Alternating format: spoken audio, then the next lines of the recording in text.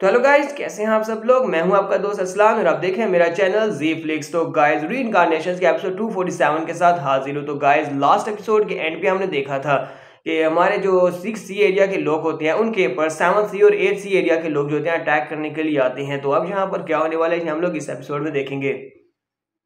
तो गाइस, कैसे हैं आप सब लोग। रीइंकार्नेशंस के एपिसोड 247 के साथ हाजिर हो। तो लास्ट एपिसोड के एंड पे हमने देखा था कि दो मास्टर जो कि सी एरिया 7th और 8th से होते हैं 6C एरिया के मास्टर को वहां पर रोक लेते हैं। उनका रास्ता रोकते हुए उन्हें कहता है कि तुम लोग इस सीक्वेंस ट्रायल के लिए नहीं जा सकते, तुम लोग इस लायक नहीं हो। जैंग जिंग पैट्रियार्च फैन से कहता है, फैन मिंग तुम्हें क्या लगता है कि तुम इस लायक हो कि तुम इस बार के सीक्वेंस ट्रायल में हिस्सा ले सकते हो? तुम इस लायक बिल्कुल भी नहीं हो। दोनों इसके ऊपर अटैक करने के लिए आगे बढ़ते हैं और उनसे कहते हैं, फैन मिंग तुम्हारा 6C एरिया जो है ये यहाँ पर सीक्वेंस ट्रायल को पास नहीं कर सकता, तुम सभी लोग यहीं पर मरने वाले हो, इसी वजह से तुम्हें मरना होगा। दोनों जल्दी से जंप करते हुए अपनी शिप के ऊपर से मास्टर फैन मिंग की शिप के ऊपर चले जाते हैं और अपनी पावर्स को रिलीज करते हुए मास्टर फैन के ऊपर अटैक करते हैं, जिसकी वजह से मास्टर फैन जख्मी होकर पीछे गिर जाते हैं। उनके लोग भी काफी ज्यादा घबरा जाते हैं कि अब क्या होगा। उनकी बेटी भागती हुई उनके पास आती है और उनसे कहती है, डैड डैड क्या आप ठीक हैं? तो डैड उसे कहते हैं, हाँ बेटी मैं बिल्कुल ठीक हूँ। ये सारी की सारी फादर की गलती है कि फादर तुम्हें अपने साथ यहाँ पर लेकर आए, मेरी वजह से अब तुम यहाँ पर मुश्किल में पड़ चुकी हो। अगर मुझे पता होता तो मैं कभी भी तुम्हें अपने साथ यहाँ पर लेकर नहीं आता। जैंग जिंग उसे कहता है कि फैन तुम्हें परेशान होने की जरूरत नहीं है, पैट्रियार्च फैन तुम्हारी बेटी का ध्यान मैं तुमसे भी ज्यादा अच्छे से रख सकता हूँ, मैं तुम्हारी बेटी का बहुत ही अच्छे से ध्यान रखूंगा। तुम यहाँ पर आराम के साथ एक सुकून के साथ मौत मार सकते हो, यानी कि तुम यहाँ पर मर सकते हो, तुम्हारी बेटी का मैं ध्यान रख लूंगा। इसी के साथ ही लिंड्री वहाँ पर से निकलता है और उन दोनों से कहता है, तुम दोनों जहाँ पर अभी यहाँ से भाग जाओ, क्योंकि अगर तुम यहाँ पर से नहीं भागोगे इसके बाद तुम्हारे पास जिंदा रहने का कोई दूसरा मौका नहीं होगा। तो ये बात सुनने के बाद दोनों पीछे की तरफ घूमते हैं और कहते हैं, लड़के तुम कौन हो? जैंग जिंग लिंड्री से कहता है कि तुम्हारे जैसे लड़के को हमने पहले कभी भी नहीं देखा है, तुम हो कौन? तुम्हारे पास तो कल्टीवेशन भी नहीं है। मास्टर फैन वहाँ पर अपनी बेटी से कहते हैं, क्या ये लड़का वाकई में यहाँ पर हमारी साइड के ऊपर खड़े होने की कोशिश कर रहा है? क्या ये हमारी तरफ से उन लोगों से बात कर रहा है? लेकिन इस लड़के को देखकर तो क्लियरली लगता है कि इसके पास कोई भी कल्टीवेशन नहीं है, यानी कि इसके पास 0 कल्टीवेशन है। तो फिर ये इन दोनों के साथ कैसे फाइट कर पाएगा? ये हमारे साइड के ऊपर से मुश्किल में पड़ जाएगा। लिंड्री इन दोनों से कहता है कि तुम दोनों इस लायक नहीं हो कि तुम लोग मेरा नाम जान सको, इसलिए यहाँ से दफा हो जाओ, यहाँ पर मरो। तो इसी के साथ जैंग जिंग उसके ऊपर अटैक करने के लिए आगे बढ़ता और कहता है, जैसा एक बंदा जिसका कल्टीवेशन लेवल इतना लो है कि हम लोग उसके कल्टीवेशन लेवल को देख भी नहीं सकते, वो भी यहाँ पर हमारे सामने एरोगेंटली बिहेव कर रहा है, हमें यहाँ पर मरना होगा। तो ली जिंग भी उसके ऊपर अटैक करने के लिए आगे बढ़ती है। दोनों इसके ऊपर अटैक करने के लिए जैसे आगे बढ़े होते हैं उसी वक्त लिंड्री याक्षा को रिलीज करता है। याक्षा अपने ब्लेड को घुमाते हुए दोनों के ऊपर अटैक करता है। सिर्फ और सिर्फ एक ही अटैक के साथ लिंड्री दोनों को मार डालता है, दोनों वहीं पर मर जाते हैं। देखने के बाद ज़ेन ज़ेन और उसके फादर दोनों ही पहुंचता हैरान होते हैं और कहते हैं, ये क्या सिर्फ और सिर्फ एक ही मूव के साथ इसने 2 मास्टर्स को मार डाला, ऐसा कैसे हो सकता है? ये लड़का कितना ज्यादा पावरफुल है। के बाद वो दोनों वहाँ पर उसके साथ बड़ी इज्जत से बात करने वाले हैं। तो ज़ेन ज़ेन उसे कहती है, यंग मास्टर आपका बहुत बहुत शुक्रिया, आपने यहाँ पर हमारी जान बचा ली, आपने यहाँ पर एक्शन लिया जिसकी वजह से आपने मेरे फादर और मेरी जान बचाई है। तुम्हारा लिंड्री से कहता है कि यहाँ पर थैंक यू तो मुझे तुम्हें बोलना चाहिए, क्योंकि यहाँ पर तुम लोगों ने पहले मेरी जान बचाई, तुमने मेरी जान बचाई थी उस बड़ी सी मछली से। उसे कहती है, यंग मास्टर प्लीज यहाँ पर ऐसी बात तो ना करें कि आप यहाँ पर मेरा मजाक उड़ा रहे हैं, आपके पास इतनी स्ट्रेंथ थी, आप तो उस मछली को बड़ी आसानी से मार सकते थे, वो मछली तो आपका कुछ भी बिगाड़ नहीं सकती थी। यहाँ पर आपकी मदद बिल्कुल भी नहीं की, लेकिन फिर भी आपका बहुत बहुत शुक्रिया। और साथ ही वो ब्लश कर रही होती है।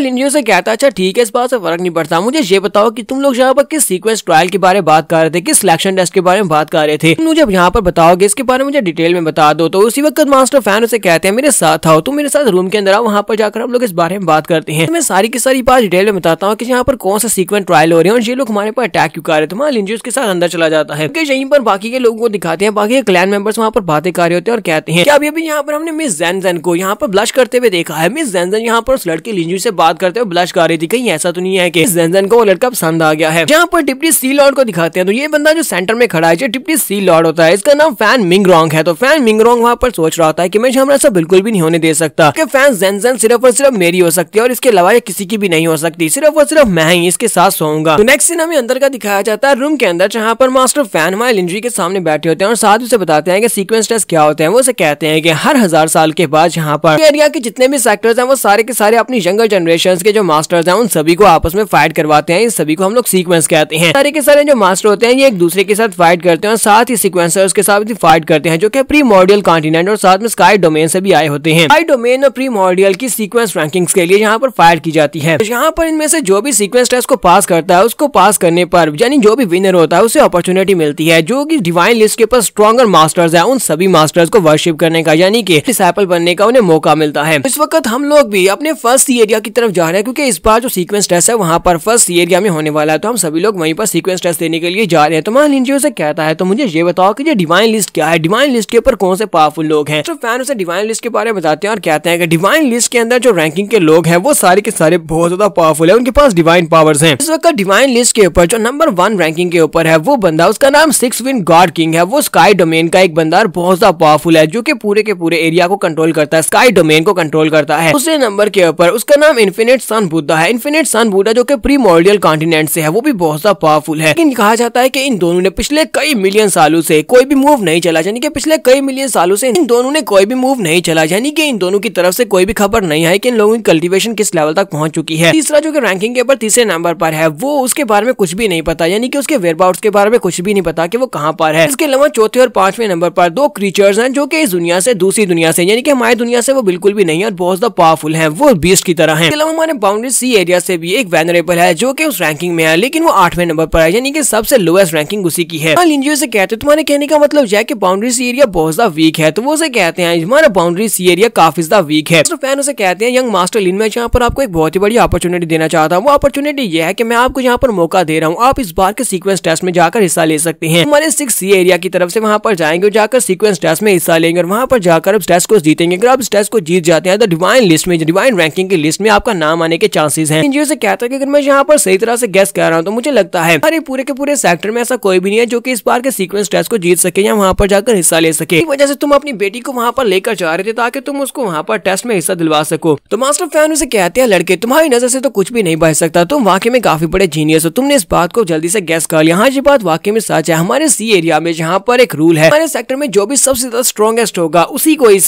सीक्वेंस टेस्ट में हिस्सा लेने का मौका मिलेगा। मेरी बेटी काफी ज्यादा स्ट्रॉन्ग है लेकिन वो अपनी पावर्स को कंट्रोल नहीं कर सकती, यानी कि वो वहाँ पर ये सभी के मुकाबले में बहुत ज्यादा कम स्ट्रॉन्ग है। वहाँ पर जितने भी लोग आने वाले हैं वो सारे के सारे फाइटर्स होंगे, लेकिन हमें यहाँ पर रूल्स को तो फॉलो करना पड़ेगा। इसी वजह से रूल को फॉलो करते हुए मैं अपनी बेटी को वहाँ पर कंपटीशन में हिस्सा लेने के लिए वहाँ पर लेकर जा रहा था। लिंजियो का खड़ा हो जाता है और उसे कहता अच्छा ठीक है, मैं तुमसे वादा करता हूँ कि इस बार के प्रीमोर्डियल यानी कि इस बार के जो सीक्वेंस टेस्ट होने वाले हैं उसमें मैं तुम्हारी साइड के ऊपर से हिस्सा लूंगा। यहाँ पर तुम्हें और कोई भी बात नहीं करनी तो फिर ठीक है, मैं यहाँ से बाहर जा रहा हूँ। हमारा लिंजियो वहाँ से पीछे की तरफ मुड़ता है और साथ ही सोच रहा होता है लड़की यानी कि फैन ज़ेन उसकी बॉडी के अंदर से कुछ डिवाइन ऑरा निकल रहा था। मुझे वो डिवाइन ऑरा महसूस हुआ है, वो बहुत ज्यादा पावरफुल था, इतना पावरफुल था इतना कि मेरे पास जो 8 पार्ट ऑफ टाइजू आर्ट है यानी कि उस आर्ट के बराबर पावरफुल था। इतना है कि मुझे उस लड़की से जाकर बात करना होगा और उससे जाकर पूछना होगा कि उसके पास जो डिवाइन ऑरा निकल रहा है वो किस तरह निकल रहा है। लिंजियो वहाँ से बाहर निकलता है, बाहर आने के बाद कहता है कि तुम्हारी यंग मिस कहाँ पर है। तो उसके पास जो सामने बंदा खड़ा होता है वो उसे कहता है यंग मास्टर हमारी यंग लेडी बॉटम फ्लोर के ऊपर है, मास्टर मिंग रॉन्ग उनके साथ हैं, वो दोनों वहाँ पर कुछ कर रहे हैं। मुझे नहीं पता कि वो लोग वहाँ पर क्या कर रहे हैं, अगर आप चाहें तो मैं जाकर उनको इन्फॉर्म कर सकता हूँ। मैं यंग मिस को बताता हूँ कि आप उनसे मिलना चाहते हैं। तुम्हारा लिंजियो से कहता है नहीं तुम्हें उनसे इन्फॉर्म करने की जरूरत नहीं, मैं खुद ही वहाँ पर चला जाता हूँ, जाकर उसे वहीं पर मिल लेता हूँ। इसे नेक्स्ट सीन में नीचे वाले फ्लोर का दिखाया जाता है। नीचे वाले फ्लोर के ऊपर दिखाते हैं कि बेचारी ज़ेन ग्राउंड के ऊपर गिरी पड़ी होती है और उसकी हालत काफी ज्यादा खराब होती है। वो फैन मिंग रॉन्ग से कहती है मैं फैन मिंग रॉन्ग तुम क्या कर रहे हो, तुम्हारी हिम्मत कैसे मेरे साथ कुछ बुरा करने की। मिंग रॉन्ग के हाथ में कुछ अगरबत्तियां होती है जिनके अंदर से कुछ धुआं निकल रहा होता है। वो उसे कहता है कि हाथ में पता है कि इन अगरबत्तियों के अंदर से जो फ्रेग्रेंस निकल रही है, स्टिक्स के अंदर से 7 इमोशन वाली फ्रेग्रेंस निकलती है और इससे क्या होता है, इससे किसी को भी कंट्रोल कर सकते हैं। मैंने इनको हासिल करने के लिए बहुत सारा पैसा खर्च किया, अब मैं यहाँ पर इनकी खुशबू के साथ तुम्हें कंट्रोल करूंगा और उसके बाद तुम्हें यहाँ पर मजबूर करूंगा, तुम मेरे साथ वो सब कुछ अपनी मर्जी से करोगे। एक बार तुम इनको यहाँ पर सूंघ लो, आज के बाद देखना तुम्हें मुझसे बहुत ज्यादा प्यार हो जाएगा और उसके बाद तुम खुद कहोगे कि तुम्हें मेरे साथ शादी करनी है। और साथ ही वो कमीना वहाँ पर लार भी टपका रहा होता है जैसे कि वो यहाँ पर इस बेचारी का रेप करने के चक्कर में हो। तो यहाँ पर हम लोग अपनी एपिसोड 247 का एंड करेंगे। एपिसोड की एक्सप्लेनेशन अच्छी लगी हो तो कमेंट करके जरूर बताइएगा। चैनल को सब्सक्राइब कर दे, वीडियो को लाइक और शेयर कर दे। शुक्रिया।